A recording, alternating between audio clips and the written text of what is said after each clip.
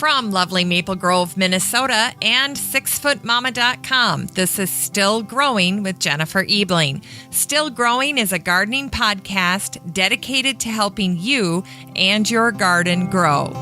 Hi there, everyone, and welcome to Still Growing, and thank you for listening. I'm your host, Jennifer Ebling.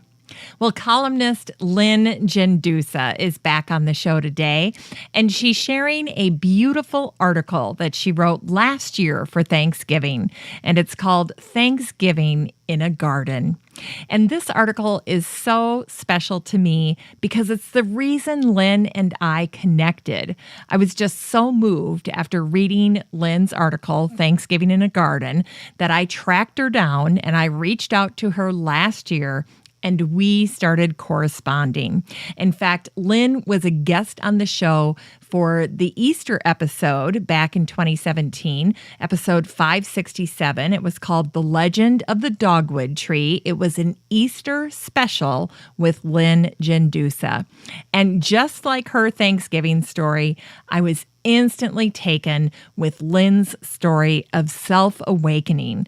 It was an Easter hunt of sorts. So if you haven't checked that episode out, go check it out. Today's a great day to do that. And what I love about the way Lynn tells stories is that she brings us back to reality and she brings us back to what's important. In that Easter episode, she talked about how you can get so buried in the tasks of daily life that you can become what Lynn called a forgetful daughter. I always like to think of gardeners as being somewhat nostalgic. I think we're always looking for and appreciating those things that anchor us in the world. And in the same way that gardening is doing that for us, stories like the ones that Lynn tells are perfect for gardeners. So after you hear today's episode, give yourself a treat and go back and listen to Lynn in episode 567. That was the Easter episode. I think you'll enjoy that one as well. Let me give you a little bit of information about Lynn. Lynn writes a weekly column in the LaGrange Daily News, and it's a favorite of mine.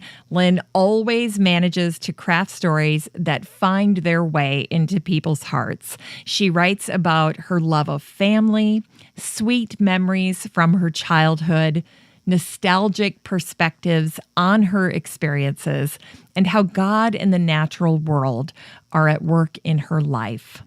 Thanksgiving in a Garden with Lynn Gendusa. That's the topic of today's show, and it's coming up after an update on the listener community for the show and this week's Garden News Roundup. Well, first, I'd like to start out by saying thank you for listening to the Still Growing podcast this week. Today's Thanksgiving, so if you're traveling somewhere, safe travels. And if you get the chance to go outside, take a walk after your big meal, tour someone's garden, look at the trees, examine the bones of a garden. All of that is wonderful stuff to do on Thanksgiving. Now, if you've just found the show, I want to say a special welcome to you. And if you're a returning listener, thank you for being here. And I always like to say that I hope you're listening to many different gardening podcasts because it really is one of the very best ways to grow and learn as a gardener. And it's a great way to maximize your time off. If this is winter time where you're gardening and you're taking that break, it's the perfect time to work on continuing ed in gardening. Regular listeners of the show know that I love to hear about other podcasts that they're discovering and the things that they're learning on those shows. Listener Phil Koster recently shared a link with our private Facebook group, the listener community for the show. It's the Still Growing podcast group. And he shared a video of the vegetable gardening show with Mike, who recently shared how you can get your hands on some vegetable seeds for practically free. You basically just pay the price of postage. This was a show that was posted on the 20th of November, so just this past Monday. And in order to get these vegetable seeds, all you have to do is mail in a self-addressed stamped envelope. So the cost is basically 2 stamps and 2 envelopes. And then you get these vegetable seeds from the Vegetable Gardening Show. Now, Phil shared the link to this in the listener community. So if you want to check out the details for yourself, you can head over to the Facebook group. And when you're there, search for vegetable, and this post will pop right up, and you can click to get more information all about it. It's a great deal from Mike the gardener over at the Vegetable Gardening Show. And thanks to listener Phil Koster for that great tip. In fact, that's the perfect segue to what I'm going to talk about next, which is the listener community for the show. It's a free private Facebook group that I host for listeners of the show, and these folks are made up of gardeners of all skill levels. So don't be intimidated. If you're brand new, you're just as welcome. You'll be just as comfortable as an experienced gardener. We learn a lot from each other. There's tons of experts, tons of different information that you can find in the group. And the group is completely free, so you have nothing to lose. Now, to find it, the next time you're in Facebook, just head on up to the search bar, type in the name of our group. It's the Still Growing Podcast Group, and then just request to join. And then you'll be admitted into the group. There are a number of great benefits to joining the group. The first is that I spend a lot of time every single week curating what I consider to be the very best gardening news and articles that I can get my hands on, and then I share it all in the Facebook group for free. So that's great for you. It's another way to continue to grow and learn as a gardener, and that'll just immediately pop up in your Facebook feed. You don't have to do anything. You'll get quality content right there for free in Facebook. Second, the Facebook group, the listener community, is the only place that I go to pick lucky listeners for any show giveaways. Third, you get to interact with the great guests that have been on the show.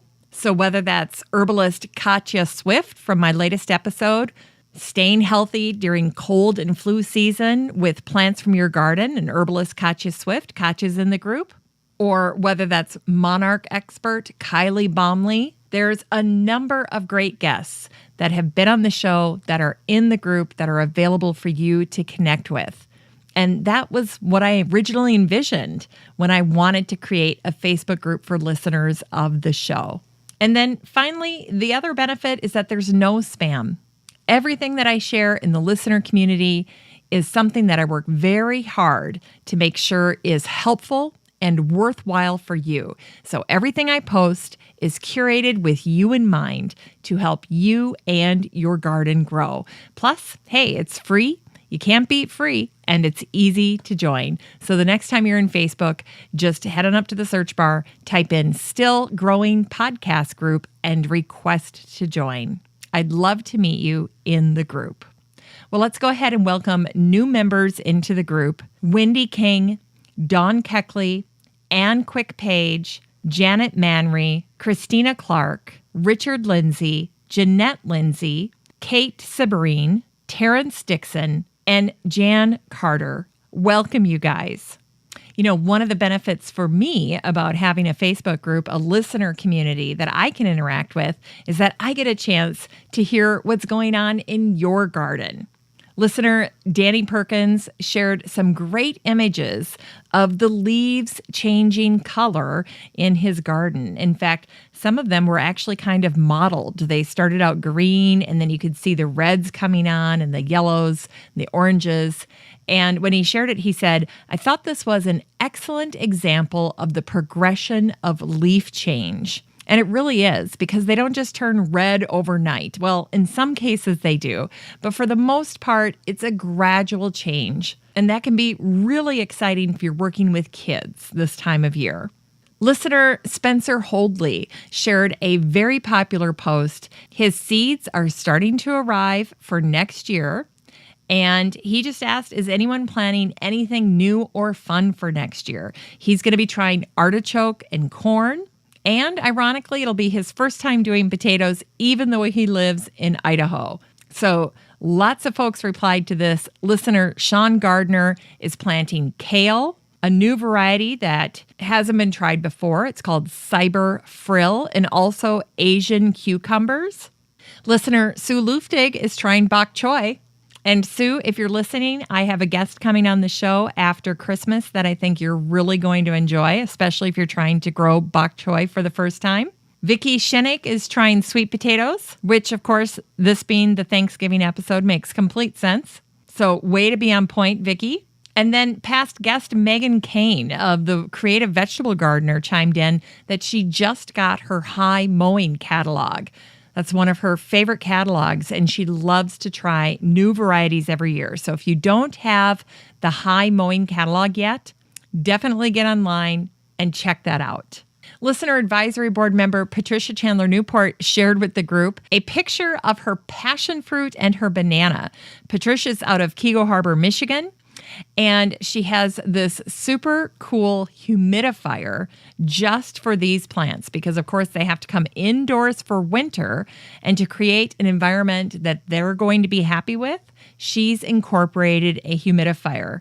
I love this picture, and you wouldn't believe how much humidity that thing's cranking out. You can actually see it in the picture. So if you want to check this image out for yourself, the next time you're in the listener community, just type humidifier into the search bar. Patricia's image will pop right up. You can check it out for yourself. Listener Charlotte Hutt shared pictures of her 10 saffron bulbs from 5 years ago. Talk about stunning. She was sharing her harvest for this year on year 5, these 10 saffron bulbs that she started with 5 years ago. And she's got these beautiful blooms now. In fact, she said they bloomed for almost a month. And they were so prolific, she harvested the blooms every other day. That's amazing. That's incredible. They're gorgeous. There were a number of posts in the listener love category. New listener Ariana Robbins shared a post. She said, "Hello, everyone. I'm new to the group and to gardening in general. My husband and I are lucky enough to have purchased a home this summer that was originally owned by a master gardener. The landscaping is beautiful, but I'm learning that the previous owners removed quite a bit of what was originally here. There's a greenhouse attached to the garage that appears to have gone through some changes as well. I suspect irrigation of some kind was removed. I would appreciate if anyone could help identify some of the features and offer suggestions to any changes I should make. I live in California in Zone 9B, so I'm not sure if it's worth making a huge investment. As I've said before, I'm very new to gardening, but I'm eager to learn. And I'm primarily interested in growing edibles. And I'd love to know how I can utilize this greenhouse." Well, Ariana has a gorgeous greenhouse that she's inherited. So if you get in the listener community, you can check it out. But I think it's pretty safe to say that most folks were blown away when they saw this beautiful property that Ariana purchased and this really fun greenhouse that she gets to try. And she can have fun experimenting with that. The only other piece of advice that I would give you, Ariana, is not to look back. Don't worry about what plants the previous owner may have taken off the property. Just imagine that you're starting with a fresh slate and give yourself at least one growing season to just become familiar with the property.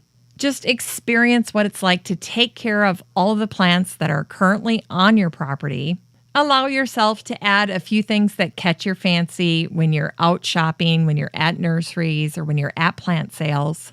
But take all the pressure off.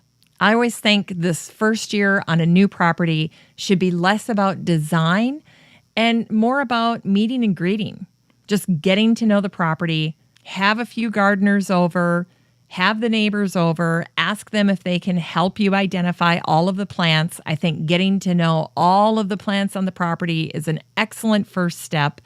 And if that takes you all summer or all growing season to accomplish, so be it. And you can view this first season as a curation time. You can ask others about the property. You can get their perspective, what they would grow in some of the open areas or open beds that you might have. And if you must look back on the fact that the previous owner removed some plant material, just know that that's very, very common. And imagine, if you will, that by removing those plants, they've given you a gift. And that gift is space for you to make this garden your own. When you walk into someone else's paradise, it can take a lot of effort to try to put your own mark on that garden. In fact, it can take a very long time before it feels like it's your own. But if you have these open spaces now where you will be allowed to create and tend and be the steward and design those spaces on your own or with help from others, I think you'll feel a greater sense of ownership and pride in what you're doing. And if your focus is edibles, it's just as likely that the previous owner did you a favor because they probably were taking ornamentals, just a suspicion that I have. And if your focus is more toward edibles, then by clearing out some of those beds, they truly did you a favor. In any case, I put a lot of comments by the images that you shared. I think you've got a gorgeous space. I think you're super lucky to have inherited such a wonderful greenhouse, protected growing space, and I think you're going to have a ton of fun. So congratulations.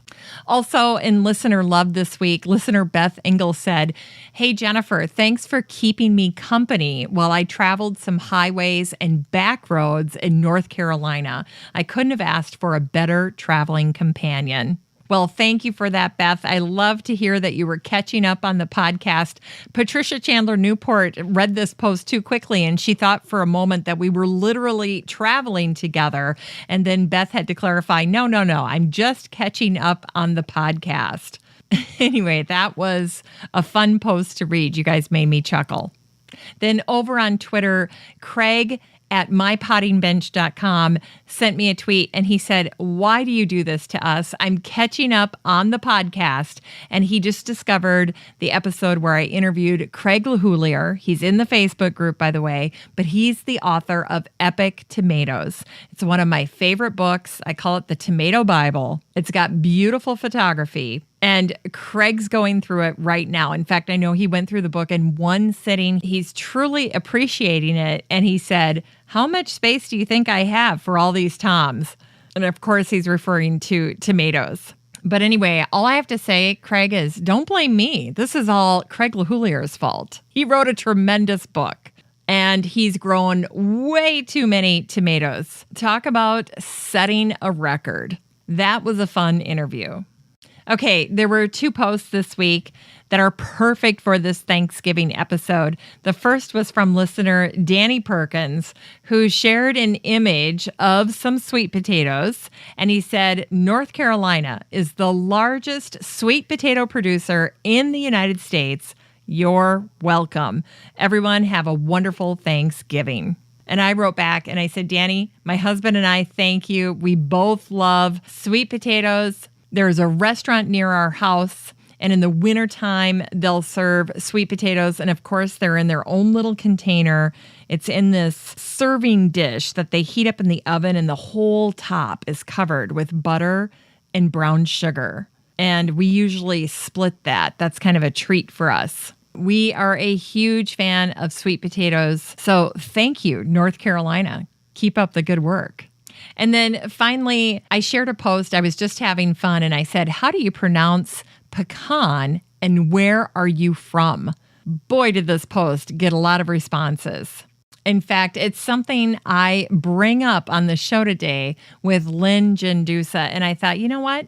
Lynn's a great person to ask. She's a daughter of the South. She's from Tennessee. She's currently living in Georgia. And so Lynn weighs in on the pecan pronunciation debate. And I have to say, reading through all of the responses has been a complete blast. And for the record, I think I say it both ways, but I try to say pecan more. Just a quick reminder that there is a phone number for the show. It's 865-333-GROW or 865-333-4769. I'd love to hear your voice. If you have questions, suggestions, comments, or feedback for the show, don't hesitate to give me a call, 865-333-GROW. grow.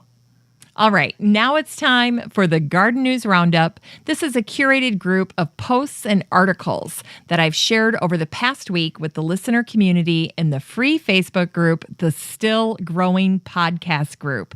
And it's made up of a dozen different segments, from updates on past guests to articles featuring fascinating folks in the world of horticulture that I'd love to chat with, and that's something I call the Dream Guest segment. Now, what's great about this for you is that you get to stay pretty informed about the news in horticulture and gardening just by listening to this part of the show each week, and you can easily check out these curated articles and posts for yourself because I share all of it with the listener community in the free Facebook group, the Still Growing Podcast Group.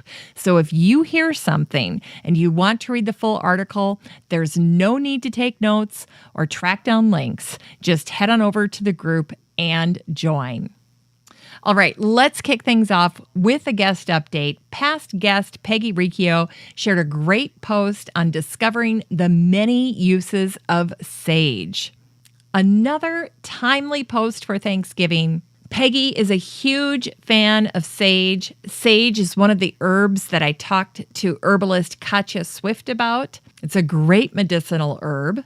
But in Peggy's post, she's talking about making butter pats. And these little sage butter pats are so stinking cute. I want you to imagine a butter sandwich. And instead of buns, sage leaves are the buns. So you've got butter smeared in between two sage leaves, and that's called a sage butter pat. And then when you need to use butter and you want that little hint of sage, you can just apply a sage butter pat. They're adorable, so they dress up any meal. And then you get that hint of sage. You're basically creating somewhat of a compound butter, if you will, a sage butter. And Peggy shows it being used on a baked potato. It looks fantastic. It's making me hungry. So sage butter pats, that was over on Peggy's blog, pegplant.com. Peg, P-E-G, plant.com. Just look up sage butter pats. If you're in the Facebook group, you can just type in the word sage and Peggy's post will pop right up. Boy, that was a lot of P's. Okay, in sustainability, there's a post that I found that was all about getting a soil test right now. If things have not frozen yet in your area, it is the perfect time to get a soil test. This was a post that was shared out of the University of Massachusetts. And Tracy Allen, the supervisor there, said this is the best time to test your soil. Our turnaround times are super quick, and there's just not that many people submitting soil tests this time of year. But why not? If your ground is not frozen hard as a brick, it's a perfect time to go out and get a soil sample, get your soil tested. It's a great off-season or end-of-season activity. Why not? And then also in sustainability was a great article that was shared by greenbiz.com. And the title of it says everything, because the title says soil matters more than you think. So that one is a worthwhile read. In continuing ed, listener Denise Pugh shared the Cracked Pot Gardener's post. Now, the Cracked Pot Gardener is based in Tennessee, and it's written by Cindy Shapton. Denise says Cindy does a great job providing information on herbs and their uses. And she shared this beautiful picture of comfrey, and it's being held by the Cracked Pot Gardener. So if you're looking for another wonderful resource for herbs and medicinal uses, especially this time of year, the very thing we talked with Katja Swift about just last week, check out Tennessee's Cracked Pot Gardener, Cindy Shapton. Thanks for that tip, Denise. That's great. Also in continuing ed, the Honey Bee Conservancy just shared a wonderful post about the leaf cutter bee. And I read this article thoroughly.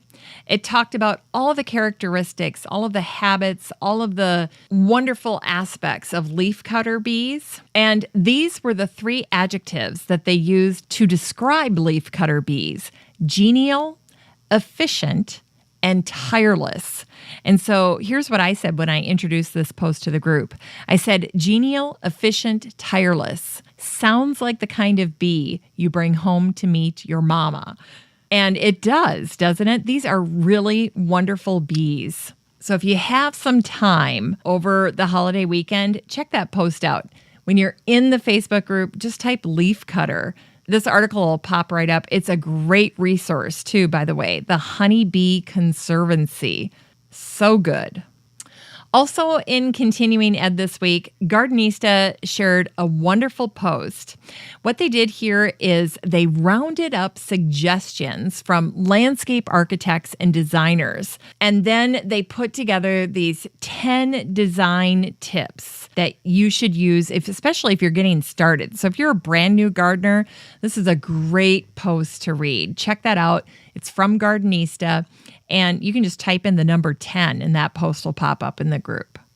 Well, I know for the most part, fall is pretty much over and done with in most of the country. Nonetheless, there was a great post that was shared in late October, early November out of the Smithsonian. And it was 7 wow fall yard tips from Smithsonian's Gardener. There's a great tip on resuscitating your lawn. In fact, Jeff Schneider, who is the horticulturist in charge of maintaining the gorgeous Smithsonian Gardens in Washington, said that he can't emphasize enough that so many gardeners have been fooled into thinking that spring is when we do the really big push in our garden. And instead, he really encourages going to the mats in the fall, taking good care of our gardens and setting ourselves up for a wonderful spring. It all happens in this final stage of the year. And this is especially true when we're talking about our lawns. Jeff said this. He said, fall is the biggest missed opportunity for most people. All the money you spend on your lawn, you should spend in the fall.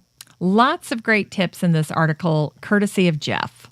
Well, I know listener Spencer Holdley had just posted a question in the group about seeds. What are people getting? What catalogs do they use? And I happened to stumble on a review of the Fedco seed catalog that was done this past month by Joe Josephson. This was actually entered as a nomination for the New Commons project on Vimeo. But I love how Joe walks us through this catalog. And I shared this post in the group. Lots to learn about the Fedco seed catalog, and Joe does a great job with that. So check that out if you're interested in getting that.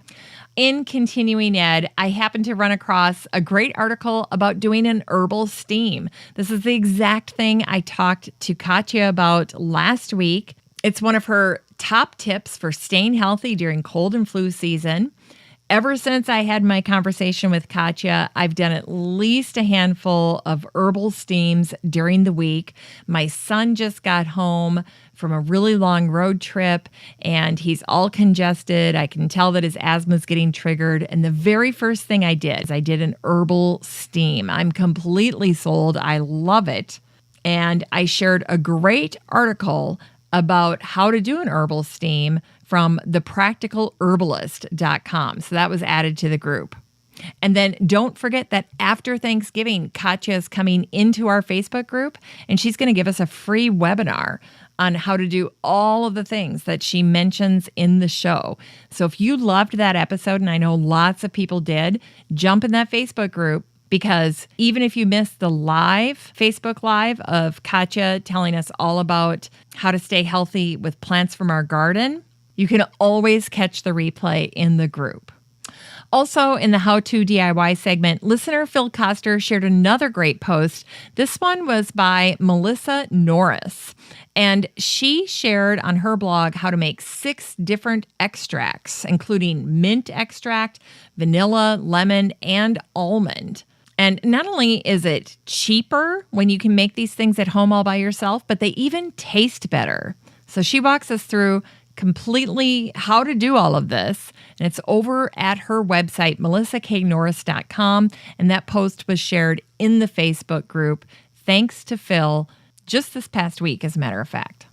And that actually might even make a really nice Christmas present. So if you want to make some extracts, check out her post. That could be not only a great thing to do, but also a wonderful gift to give.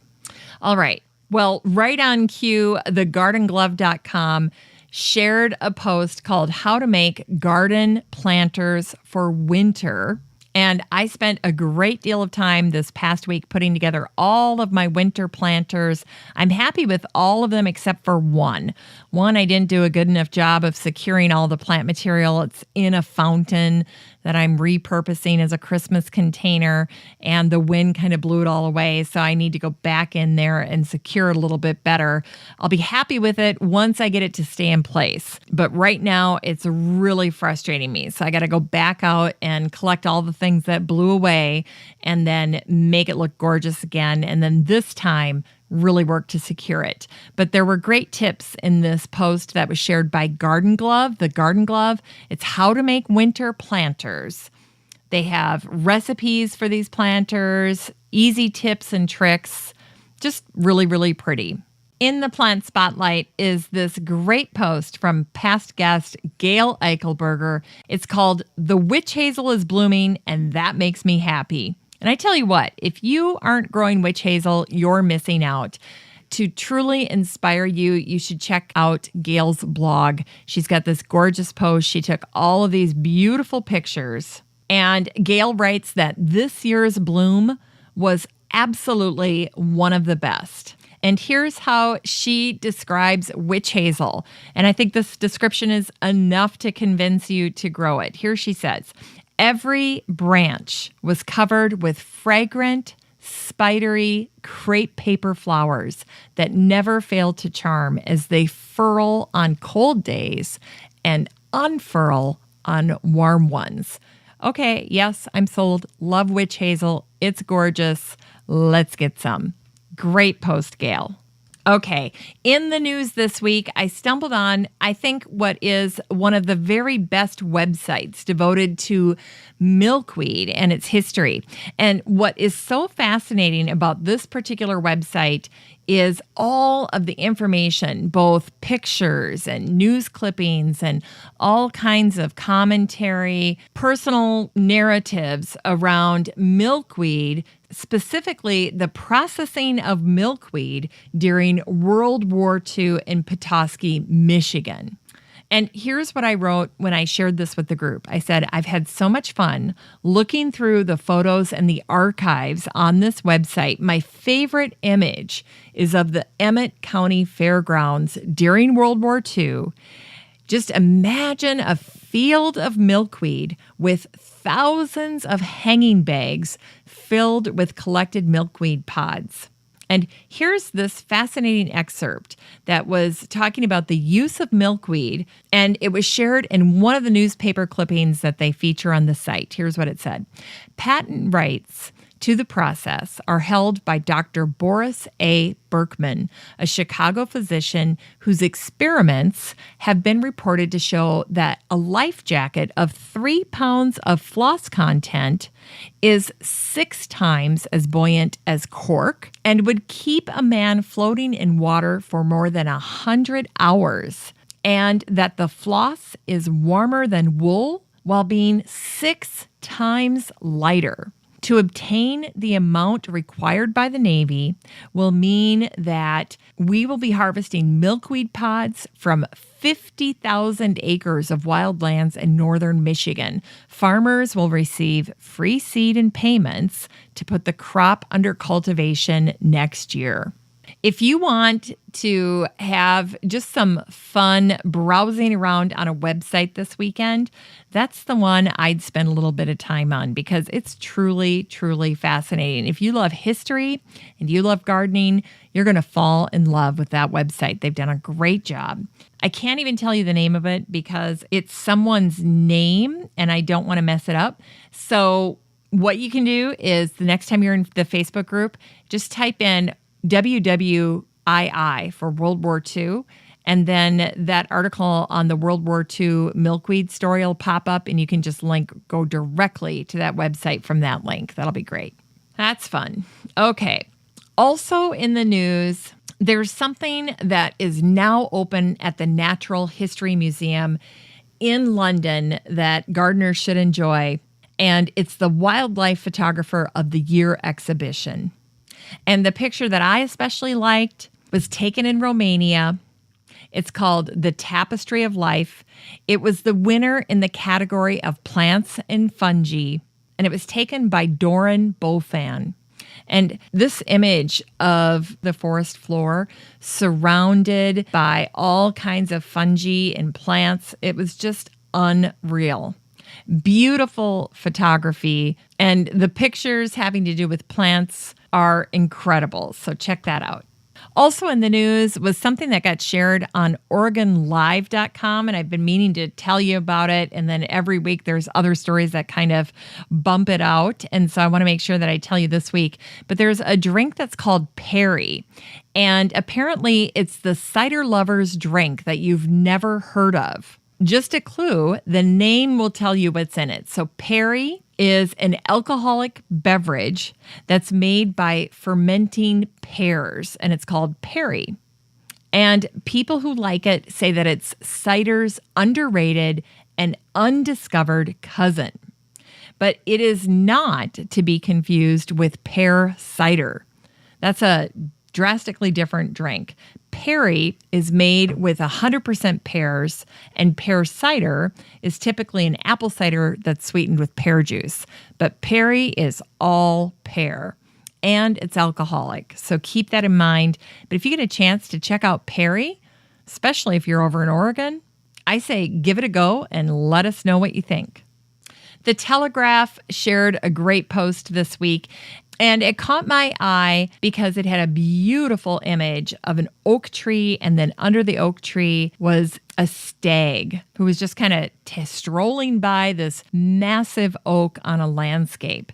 And the title of the article was called "Why England Has So Many Oaks and How They Became an Unlikely National Symbol." I liked this article, and it caught my attention because I've read so many articles about all these different super old oak trees in England that people have been fighting to save over the past decade or over the past 20 years. So this post caught my attention for that very reason. And I learned something here. The point that was made in this article is that England has more ancient native oak trees than the rest of Europe combined. That's a lot of oak trees. It took a Dutch gentleman who was working at Kew to try to figure out why that is. Why are there so many oak trees in England? Part of the reason is thanks to Charles I.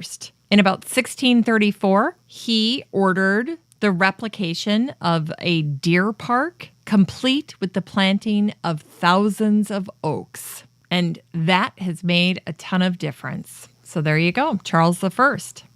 Also in news, Seoul, Korea is opening up a highway overpass that's being transformed into an elevated public sky garden. So it's this huge urban garden. And what they did is they took an old highway overpass and they have completely transformed it. It's a revitalization project, and it's following in the footsteps of New York's High Line. And it's a new elevated public park. And it looks pretty great. At the beginning of the month, treehugger.com shared a very important post. It was simply called, "You Can Boost Happiness by Simply Observing Nature Around You." And this completely underscores some of what I've talked to Katie Dubow about when we were talking about the 2018 Garden Trends Report, which of course is completely dedicated to mental wellness and the importance of spending time in nature to promote better health, better mental wellness. So this article was kind of hand in glove with that. And what I liked about it is they were talking about a study they did. And in this study, they had one group of people document how bits of nature in their day-to-day made them feel. Now, what was cool is that what was defined as nature was very broad. So it could be anything not human built, a houseplant, a dandelion that's grown in a crack in a sidewalk, sun through a window. And what the people in the study had to do is if they saw something that was nature that caught their eye, they took a picture of it and then they wrote a quick note about how it made them feel. And then the other group did the very same thing, but with human-made objects. Long story short, the difference between the two groups was significant. The nature groups, the groups that were able to enjoy little bits of nature throughout their day, they were statistically significantly more happy. And I got a kick out of how this article ended. It said, so if you can, go ahead and do your forest bathing. But if all you have is a dandelion and a sidewalk crack, look at it. Think about how it makes you feel, and don't be surprised if you notice your spirits lift. Amen to that. Okay, in the Dream Guest segment this week, there was a post that was featured over in Funny How Flowers Do That. It's a blog that's based in the UK, and it was a Q&A that was done with Rona Wielden. And Rona is the founder of this award-winning blog called Flower Rona. And in this post, they ask her a bunch of questions, one of which was, what was her favorite flower? But others included what's inspiring her when she's working with flowers, her favorite memories of flowers from throughout her life, and then how she's helping people who love flowers, people who are passionate about flowers across England to follow their dreams and work in the field of flowers. And by field, I mean profession. Now, before I forget to tell you, the pictures in this post are gorgeous. And something else that I really liked when I was reading this post had to do with how Rona came to work in the floral industry. Here was her answer. I'll cut a very long story short. The trigger for me entering the world of flowers full-time came about after a spate of illness and a conversation with my husband over 10 years ago when he could see that I wasn't enjoying my job in the city. He asked me, what do you really love? And the word flowers was the answer. That same day, I signed up for a floristry evening course.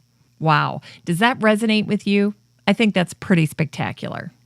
That's why Rona Wielden made the Dream Guest segment this week. She's got tons of great answers, tons of inspiring, insightful commentary that I think made this article very worthwhile and would make her a great guest on the show.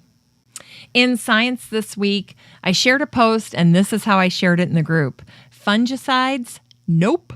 When Cornell scientists analyzed bumblebee population declines and range contractions, they expected to find stressors like changes in land use, geography, or insecticides. Those would be the obvious ones. Instead, they found a shocker, and it was fungicides. And the net of this article is that they're discovering that fungicides make insecticides and diseases even worse for bees. So stop using fungicides in your garden. The BBC shared a great post for Science, and it was called Orchid Gives Up the Secrets of Its Success. So this research is all about the evolution of the orchid family, which entails this spectacular evolution into the roughly 28,000 species of orchid that we know today. I had no idea it was that vast. 28,000 species of orchid. Holy cats. Hey, speaking of bees, I should have grouped this one with that other one about fungicides. But this was a post that was shared on Ray Cannon's Nature Notes blog, and it had to do with bumblebee grooming. And it was just super cute because he had great close-ups of these little bumblebees grooming themselves on flowers. In fact, my favorite one is of this bumblebee grooming himself on the flower head of an aster. That is just a stunning picture. Ray's even got a picture of a bumblebee with a small yellow pollen basket. That's cool. You don't see that every day. So great images on this site, and then lots of great information about bumblebee grooming. And it turns out they have impeccable grooming. If you think cats have great grooming, you should read about what bees do. It's pretty fascinating. In shopping this week, Patricia Chandler Newport in the listener community shared a great post. It was a sale offer that she saw and thought of the listeners of the Still Growing podcast. And this is for Birds and Blooms magazine. There's a sale going on right now. It's $7 for 1 year. And guess what? It's completely risk-free. If you don't like the magazine, after a year even, you can get your money back. You can get your $7 back. Then you can go to the coffee shop and get yourself a coffee. How about that? All right. In recipes is a post that was called This Bizarre British Sauce Your Thanksgiving Turkey Needs. And apparently it's called bread sauce. So if you think about Thanksgiving, many of us will probably be eating very traditional foods tomorrow, including turkey, including things like green bean casserole. Well, if you're having a British Christmas dinner, then you're going to probably be eating bread sauce, apparently. And what I liked about this post is that the author had come to the States and she was introducing bread sauce to her friends. And the initial reaction was, yuck, I don't want to try that. But then when they tried it, they were completely smitten and they loved it. And here's what she wrote when she was talking about making bread sauce. And this was over on the blog kitchen.com. Here's what she said. I always end up having the last laugh because whenever I've managed to persuade an American to taste this bizarre concoction, they immediately turn into raving fans. She usually brings some when she gets to go to Thanksgiving dinners. So there you go. You want to add a little bit of a British tradition to your Thanksgiving? Make bread sauce and bring it to your next holiday gathering. See what people think about it. Could be fun. In inspiration, Wayfair shared a post of a boho eclectic living room. And one of the prominent features in this new living room, in addition to the fact that the room was pink, which apparently will be a hot color for living rooms next year, the other standout feature is the fact that botanicals, botanical prints, plants, houseplants of all kinds play a huge role in interiors for 2018. So up with botanicals when it comes to decorating indoors. Finally, in inspiration, one of my favorite folks to follow on Twitter is Emma Mitchell. She has written a book recently called Making Winter. She's an amazing artist. She does fantastic drawings, botanical illustrations, and she'll share sample pages from her journal, which I totally get a kick out of seeing. And she shared one this past Wednesday, and it was just a post on Twitter that said, Happy Wednesday. And then she shared this beautiful illustration. It was gorgeous. So if you're looking for someone fun to follow on Twitter, Emma Mitchell is your gal. Mitchell is spelled Mitchell. And if you want to just quickly link to that the next time you're in the Facebook group, just type in Emma. This post will pop right up. All right, in quotables. I wanted to make sure that I got a chance to share this poem called November by Clyde Watson, since November's just about over. And the next episode that'll get published will actually get published on December 1st. So I'm getting this in the nick of time. So I'll read this one to you first, and then I'll read a series of quotables that have to do with my conversation with Lynn Gendusa. But first, this poem about November by Clyde Watson. Okay, here we go. November. November comes and November goes, with the last red berries and the first white snows, with night coming early and dawn coming late, and ice in the bucket and frost by the gate. The fires burn and the kettles sing, and earth sinks to rest until next spring. All right, these next quotables I thought would be helpful for you because Lynn brings them up during our conversation. The first is the lyrics to a song called Autumn Leaves. It was sung by Edith Piaf. Some of you might be familiar with the song, but even so, it might be helpful to hear the lyrics to this song. So here they are. Autumn leaves. The falling leaves drift by the window, the autumn leaves all red and gold. I see your lips, the summer kisses, the sunburned hands I used to hold. Since you went away, the days grow long, and soon I'll hear old winter songs.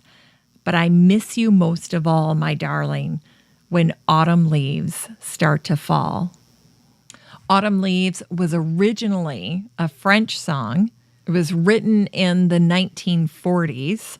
Lots of different people have sung this song. And again, as I said before, it's something that Lynn will mention during our conversation. Then another song that Lynn will mention is the hymn In the Garden. I'll tell you a little bit about the story behind the hymn, and then I'll read the words to you. The hymn was written by a man named C. Austin Miles. He looked like a little Southern colonel. He had a white mustache and always a little small flower in his lapel. He was funny.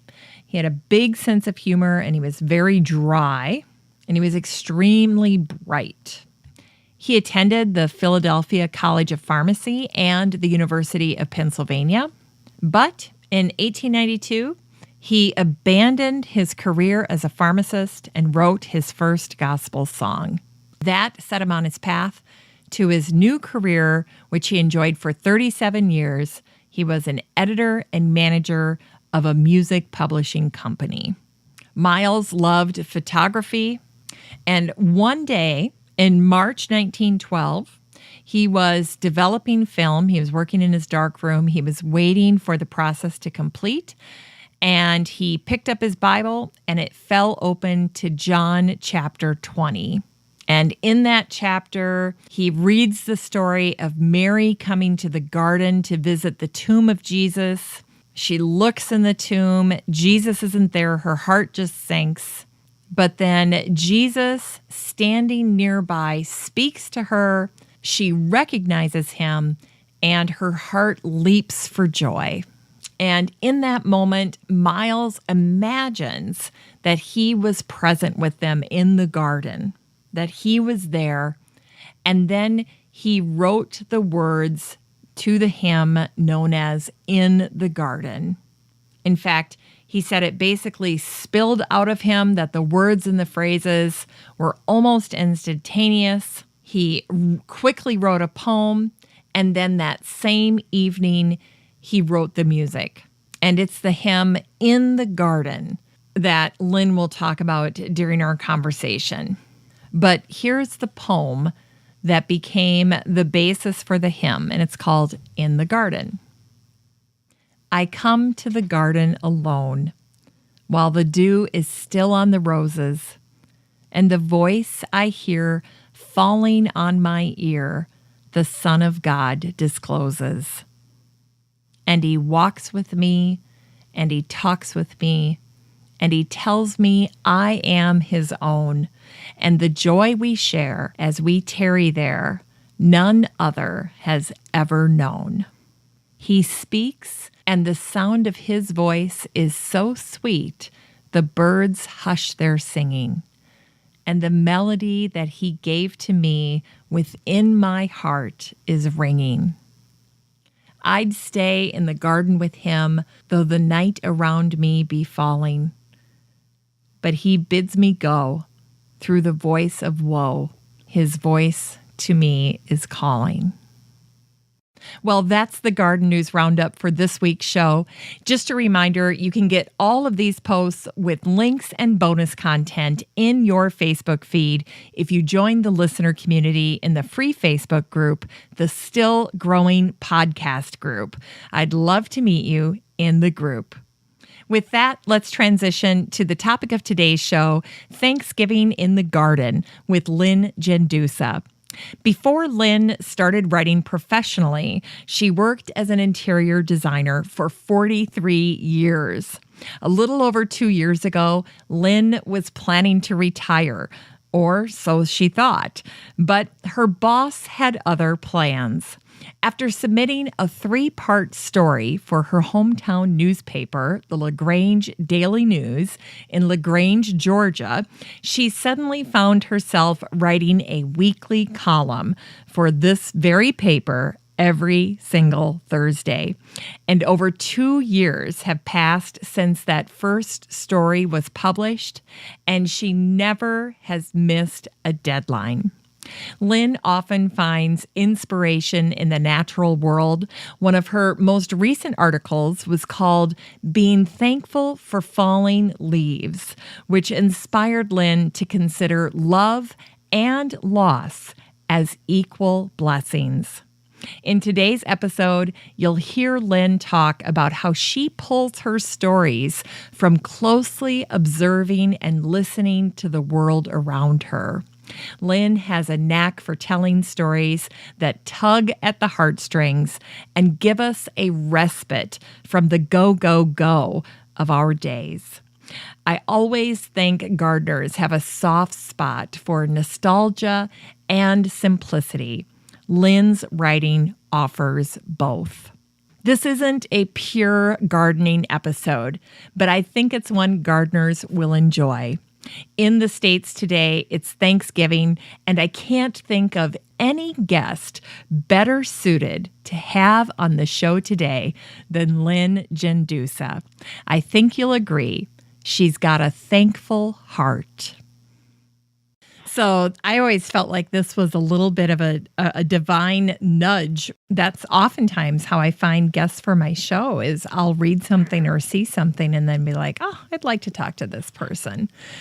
So. You know, it is amazing. You really, and I even had someone ask me at the news one day, the receptionist, I went down to LaGrange Daily News, and I needed to pick up some papers, and I had driven down. It's about an hour and a half from here, and I walked in, and she said, I have a question. She said, there are people that are trying to get published all the time, and how did you do that fast? I said, I had nothing to do with it. It just fell in my lap. I mean, it was what I was supposed to be doing. You know, it's just what I was supposed to be doing. And That's you're still doing one every week. Every okay. Thursday. Okay. And every Thursday. Okay. And how did that get started? Did they approach you? Did you approach them? What was the key? Oh, actually, it was about a little over 2 years ago. I told you I had retired, and the good Lord it was really comical in a way, because what happened was I knew I was always going to write one day. I had a professor in college say, Lynn, you need to change your major. You need to be writing, blah, blah, blah. And I said, well, that's going to be a problem because I'm getting married and I need to go to work. And so he just was so disappointed.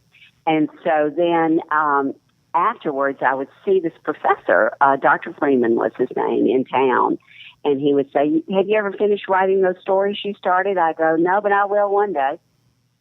And so I always knew that that was my first love. And then I was an interior designer for 43 years. And and when I would write an op-ed or I would write something, it would get published. So I would think, okay, I'm seriously going to do this one of these days. But writing doesn't pay a whole lot, as you well know, and I had to raise 3 children. Yeah. So, so those children they have to eat. I mean, they do. And I was a single mother, so they did have to eat. So I decided I was going to retire. I married, and I was able to retire. And so right before I retired, I would go to bed at night, and I was finishing this great big house. And I thought, I'm going to sit down. After I finish this great big house, I'm going to lay on the beach somewhere for a month, and then I'll come up with something to do. But no, that wasn't going to work. Because every night I would go to bed, and it would be like somebody tapping me on the shoulder going, you need to write a story. You need to write a story. And I would go, could you just leave me alone at night? And, I mean, it was kind of comical. And it would just drive me crazy. So one morning I got up and I walked to get my cup of coffee in my kitchen. And I literally said it out loud. I said, God, if you want me to write a story, you're going to have to give me the first sentence. And I poured my coffee, and it was your dad's 1957 Black Mercury. And I thought, what in the world? So we had moved from Tennessee to Georgia when I was 15, and we came into LaGrange, Georgia in a Black Mercury. And I wrote a story about coming from Tennessee to LaGrange, Georgia, and how it changed my life. And it was a 3-part story, and I just happened to think I'm going to send it to the newspaper, the hometown newspaper. So I sent it to them. They decided to publish it and put it in 3 different papers. Unbelievable. And then after that, I wrote a follow-up article. And then after that, the editor said to me, do you have any other things? I said, do you need a columnist? And he said, we've been receiving complaints about not having some hometown good news. And I think we could use you. How often can you write? Can you write once every 2 weeks? And I would say, no, I can write every week like that, like being funny. And he said, okay. And that was as simple as that. Yeah. And I've never missed a deadline, never missed a time, every Thursday for over 2 years now. How much do you like it on a scale of 1 to 10? What's that? How much do you enjoy writing on a scale of 1 to 10? Oh, 10. Oh, that's great. And most of the time, I never know what I'm going to write about. So I knew that, in my opinion, I'm just like the secretary. Type when I'm supposed to be typing. I'm just a secretary. That's it. I figure God's got it all. He got me up out of bed, made me start writing. So I guess He wants to say a few things. That's all I got to say. So I just sit here. I'm just a good secretary. I love it. You're God's secretary. Well, you got a good boss. So anyway, it's definitely a part of my life. You were featured, I did an Easter special, and it was based on this article that you had written, and it was about the legend of the Dogwood Tree. Right. And you wanted to call the piece A Forgetful Daughter, which I loved that title as well. Right. Right. But the original piece that I had read about you was something I think you had shared on your Facebook page. I don't know how. Oh, you know what? I read the article initially in the LaGrange Daily News. That's how I found it. And then I looked you up on Facebook and reached out to you. And then we've become friends, and I see your posts from time to time. And it's just been fun to stay in touch. But I still remember how I felt reading that story. The story was called Thanksgiving in a Garden. You're telling the story about your dad's funeral. Was that hard for you to write? I remember when I started the story thinking, I don't know where I'm going with the story exactly. And then when I started getting into it, it really wasn't that hard for me to write. It became more of a joyful thing because I remembered some of the funny things my father did. And I think the part of the story about me looking in the oven and seeing my father's eyes in my face, I think that made me a little sad because I missed him. But the story is really about being thankful for people that have come in your life and that are, even though they may not be there any longer, you carry them with you and you love them, forever. And so, and he was such a jolly person, and I think I hope I reflected that in the story. Yes. I hope I did. And was he a gardener? My dad, let me tell you, my dad was so funny. My grandmother was a gardener, and she could grow anything. His mother was quite a gardener. And Dad, what he loved to do more than anything was mow grass. He could mow grass. I mean, he had that grass looking good. And if it was more than an inch longer than what it was supposed to be, he would be mowing that grass. And so I always said she would do the gardening, Daddy would be mowing the grass. That's for sure. But that was his thing. That's what he loved to do. Definitely loved to do that. But she had beautiful plants, and we used to call them snowball trees in Tennessee. Okay. They were these white, big, huge balls on. It wasn't really hydrangeas. It was like a hydrangea, and I can't think of the name of it. It's just slipped my mind right now. But they were just lovely. And then when they would fall, when the little petals would fall off, it would look like snow. Oh. And she just loved those. Those were her favorites. Oh. Well, it sounds like your dad had a huge personality. Huge. Over the top huge. He really did.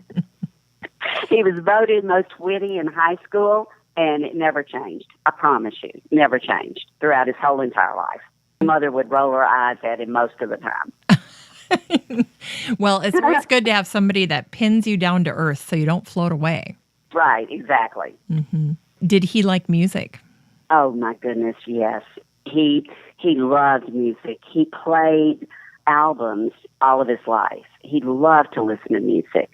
And even when in the last year of his life, he lived with my mother in a senior living facility, not assisted living, just independent senior facility.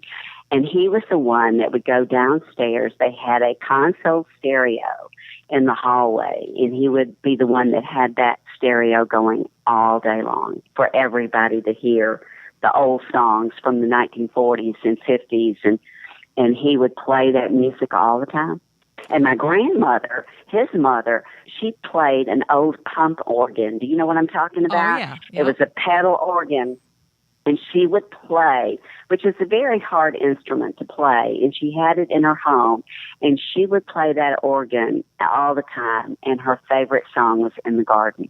Oh, really? I remember sitting on the bench and listening to her play that song over and over again.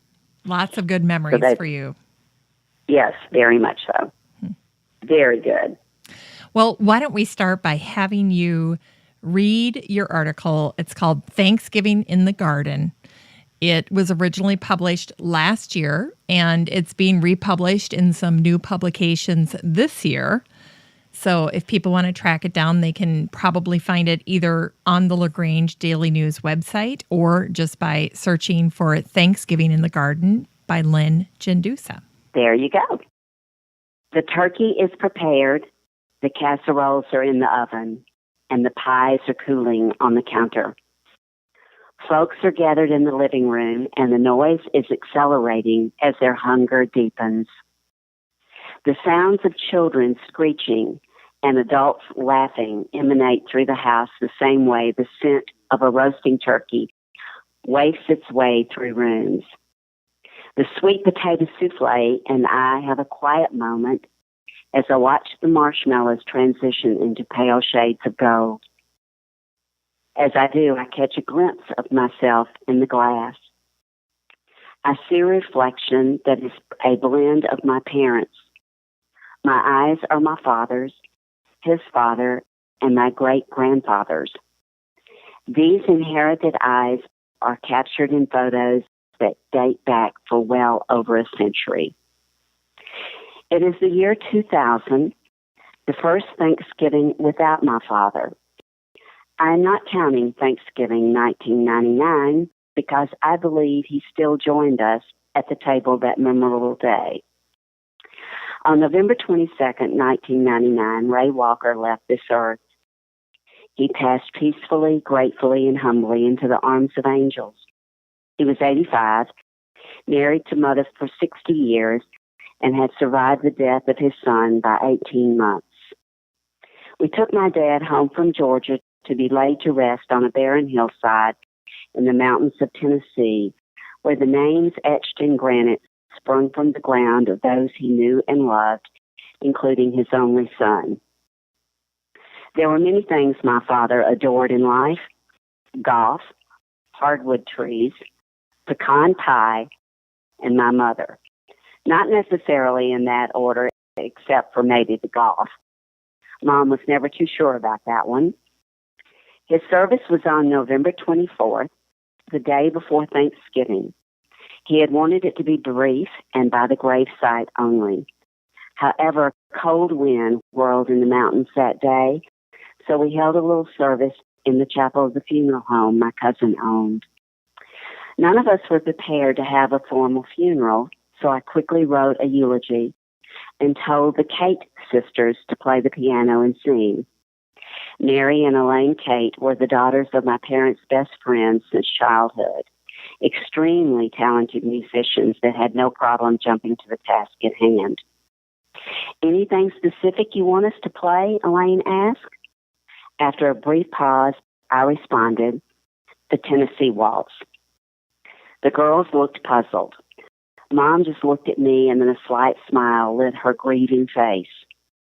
Well, Dad loved music. He loved to whistle a tune, and it was usually the Tennessee Waltz. It was his favorite, I stated. The song was played sweetly on the piano. Afterwards, Elaine put her hands on the keyboard as Mary softly sang an old hymn, In the Garden. My mother took my hand. It was my dad's mother's favorite song. Throughout his life, when he heard that hymn, a tear would cascade down his cheek. The Kate sisters chose it randomly, with no idea how special it had been for all of us. I love the way that God often shows up to tell you that life is continuing and that you will see your loved ones again, possibly in a garden somewhere. The following day was Thanksgiving. Our family that had gathered to say goodbye to my father would once again scatter to other parts of the country. However, it was Thanksgiving. Why not, before we say our own goodbyes, gather for a meal? Where was the one-word unified answer. There is a chain of restaurants that originated in Tennessee, perfectly named the Cracker Barrel. They promote down-home country cooking with old-time candies and hometown gifts. They might be open. Do they ever close? One of the kids asked. As the group walked through the doors, eyes widened to take us all in. A sweet lady with the same Tennessee twang I have escorted us to the largest round table Cracker Barrel owned. There was no turkey on the platter as the centerpiece, but they were serving the bird with all the fixings. We started telling stories about how Daddy would sneak in the kitchen and steal deviled eggs so Mama wouldn't spot him. Then when he sat down at the table and had more, he would wink at all of us when Mama wasn't looking. Stories continued about my humorous father and his good old horse sense. Stories of family time shared and the losses experienced. Stories whirled around the table as the wind whirled around the mountain. Stories that warmed our spirits and dried our eyes. In the Tennessee Cracker Barrel that day, I realized I was watching the ever-changing face of a family. As in all families, members come and go, our mighty patriarch was gone. Can I interest you in some dessert? The waitress interrupted my thoughts. She continued, we have pumpkin and apple pie with ice cream, but my favorite is the pecan pie. We all smiled, glancing at one another. Oh, I will definitely have the pecan pie, we shouted at the same time. Laughter filled the table because we all knew that Daddy was sitting among us that day, enjoying one last piece of his favorite dessert before disappearing behind the pearly gates. I took the sweet potato souffle to the table, where anxious faces were now gathered. Across from me sat one of my daughters. Her long blonde hair framed her face as her eyes met mine. The eyes were the same as those reflected in the oven door, those that graced the century-old photos and a father's face. As her eyes gazed into mine, I could swear I saw Dad sitting at a table in a beautiful heavenly garden, having a piece of pecan pie with his family, while the Tennessee Waltz softly played in the background. Thank you, God, for the eternal gift of family.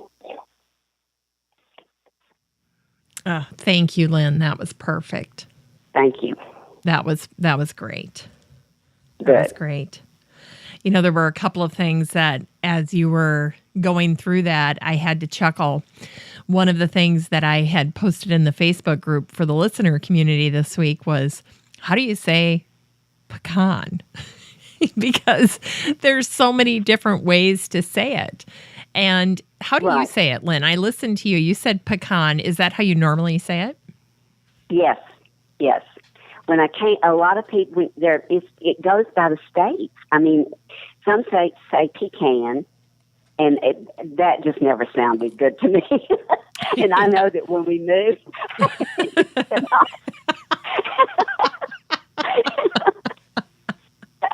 so, I mean, pecan just seems to be more like what it should be. It just sounds nicer. But in Tennessee, I know, and you would think Tennessee would not be pecan, but it is. And I think it just has to do with the state that you're living in. And you go from state to state, and they correct you all the time. I know that when there's a fish in Georgia, in Tennessee, there's a fish, and it's called in Tennessee crappie.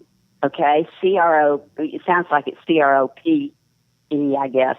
And in Tennessee, and in Georgia, it's crappie. Okay. And I'm going, okay, which one do you think it should be? Hello. Oh my gosh! And I looked it up in the dictionary, and both were correct. And both were okay, as they often are. Well, I was teasing. They are. I was teasing my folks a couple of years ago because my mom says coyote. She doesn't say coyote. She'll say coyote. The coyotes were out tonight. And it always makes me laugh because it just sounds like something from the farm, I know. When I first moved from Georgia to Tennessee, my accent was even worse than it is now. And the first person I started dating as a 15-year-old, he was the son of the superintendent of schools. Okay, and we went to church one time, and we would always go to church on Sunday evening, and we would go over to his house. And his dad would say, when I would walk in the house, "Lynn, come sit down. We need to talk." And I would go sit down with Dr. Lancaster, was his name. Dr. Lancaster said, "Okay, let's work on this." I go, "Okay, I'm ready. How do you say Towel?" And I would go, "Dr. Lancaster, I have it. I've got it this time." And I would try so hard, and it came out as tile. I could not say towel to save my life. And he would say every Sunday, "Okay, you ready?" And I would go, "Yes, sir. I've been practicing." He'd just roll his eyes. He gave up. Oh. Took me forever to at least try to say some words with 2 syllables instead of 1.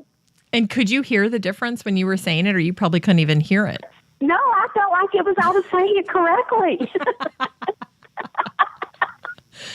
Oh, well. And he would go so slow. He'd say, "Towel, or towel, or and I T-O-W, D-O-W, and I would go, "Oh, didn't I say that like that?" No.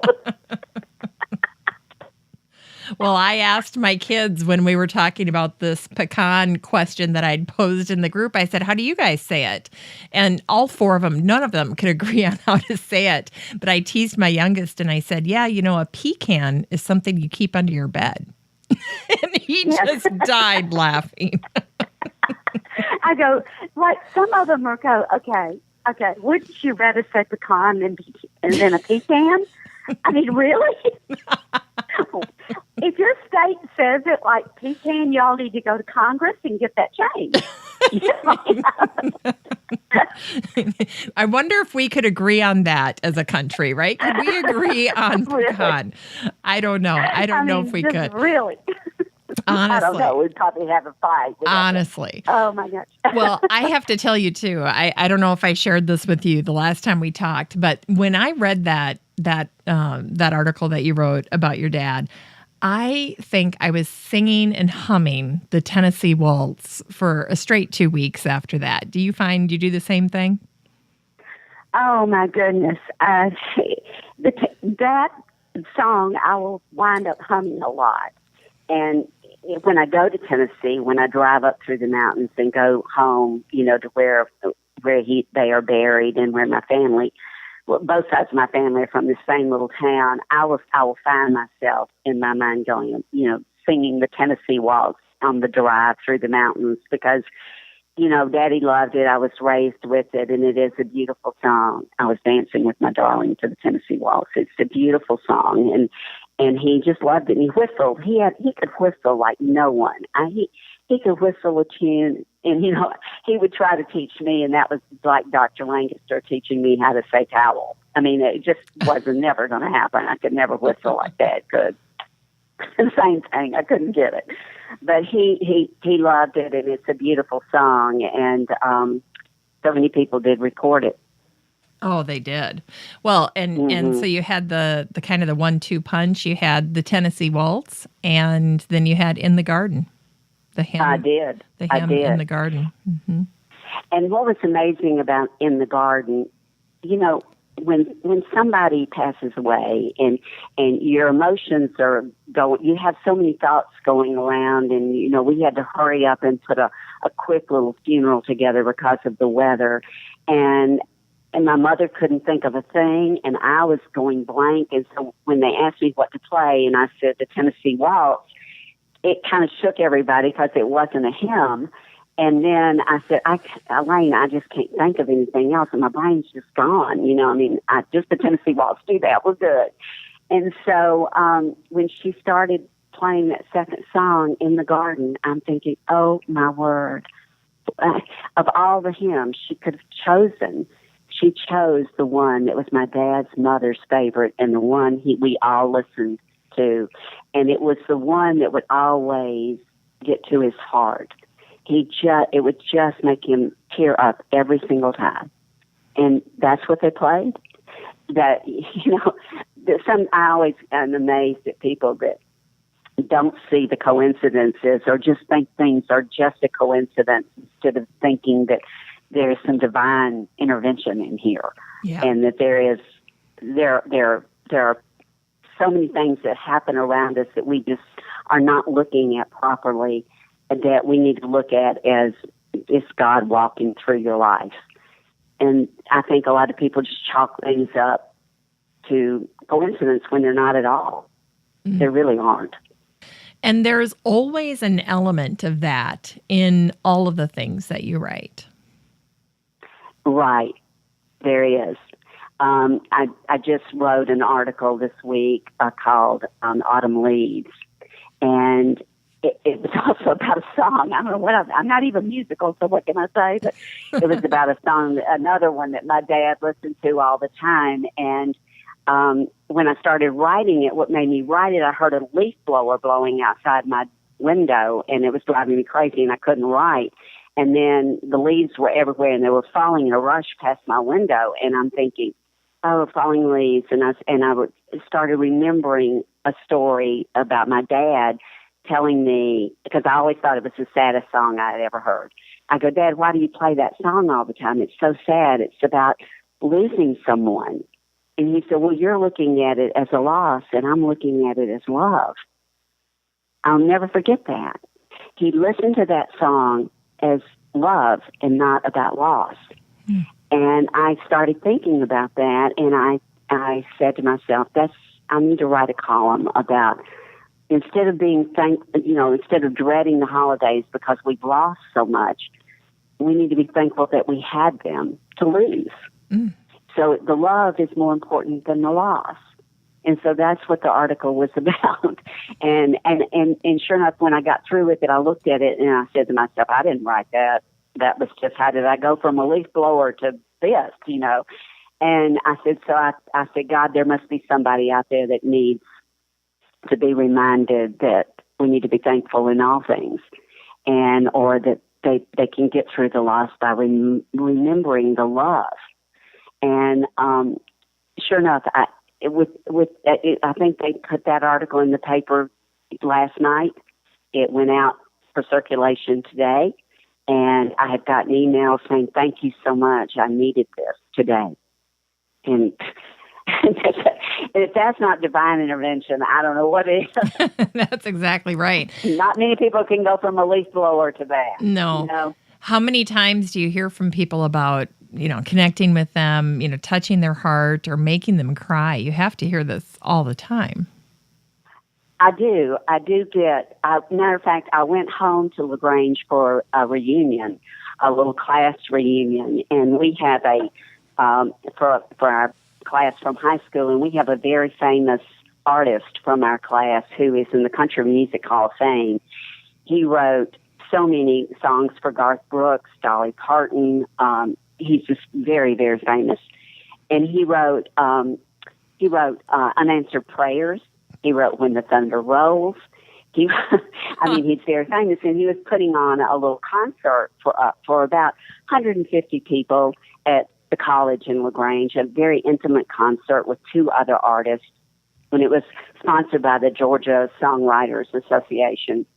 And he started singing these songs. There was about 81 of us that had graduated that were at this concert.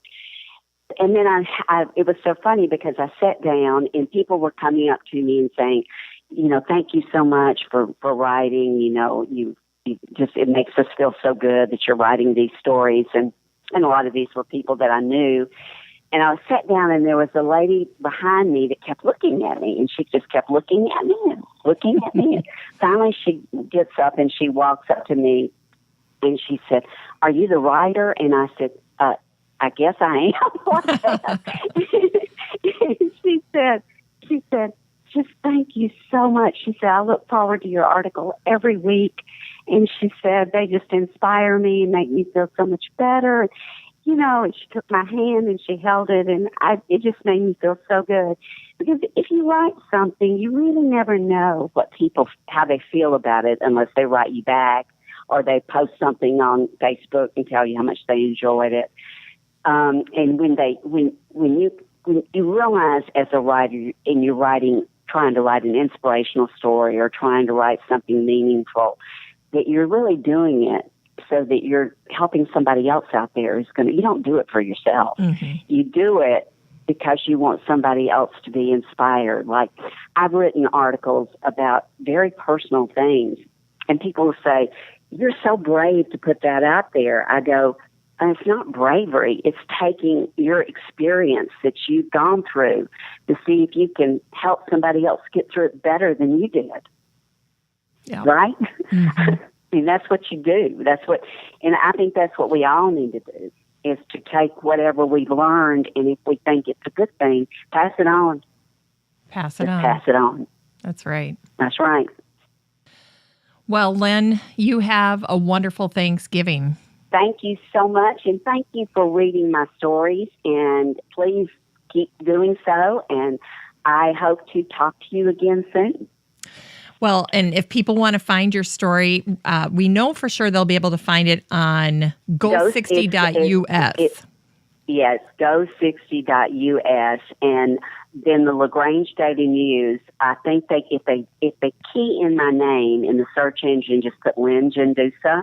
Yep. Most of my stories will come up. They may have to go through 10 pages because I do write one weekly and have for over 2 years. So I think they will be able to find it, and I am going to send a new copy to my editor there, so maybe he can post it and it'll make it a little bit easier to find. But I'd encourage them to read any story they would like. If they do that, they can read any of them. Oh, that sounds great. Now, they do have, it looks like when I go over to the LaGrange Daily News website, they have an e-edition. So people can go to the e-edition and check that out and be able to see the articles. So that's great. Right. And you can also, usually every Thursday or every Wednesday night, they will post my article online. It's always online.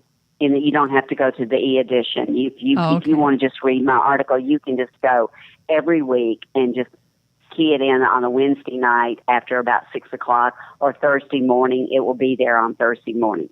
Oh, that's great. So Thursday morning is the day. Yeah, Thursday morning is the day. Okay. Exactly. Unless there's a big holiday or something. Matter of fact, I told my editor the other day, I said, come to think of it, I said, next week's Thanksgiving. are you running a paper on Thanksgiving? Yeah. And he said, we are deciding that today. And I said, well, what do you want me to do? He said, I need your article. He said, do you need to write? I said, okay.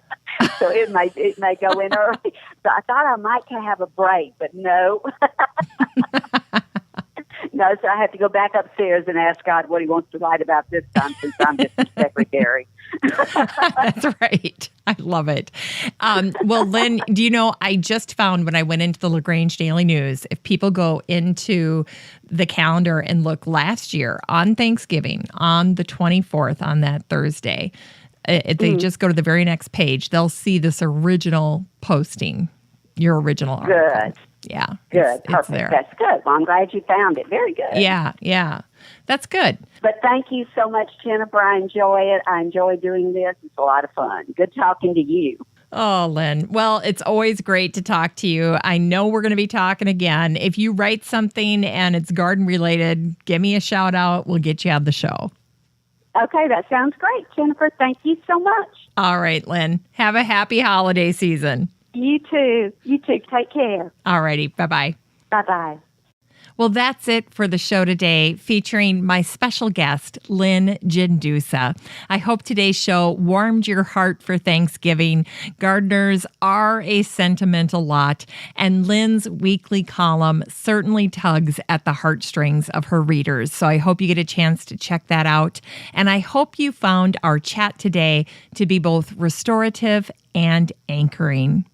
Just a reminder that I'll have all of the information that Lynn shared on the show today under the Still Growing podcast page over at my website at 6footmama.com. That's the number 6, FTMAMA.com.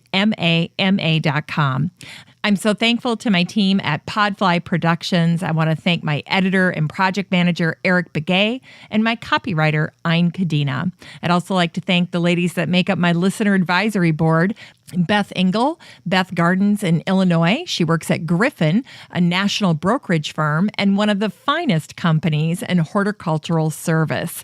And Beth is also a board member of the PPA, the Perennial Plant Association. Denise Pugh, Denise Gardens in North Mississippi, and is a contributing writer to Mississippi Gardener magazine. Amy Von Atchen, Patricia Chandler Newport. She is the owner of Backyard Urban Gardens out of Kego Harbor, Michigan.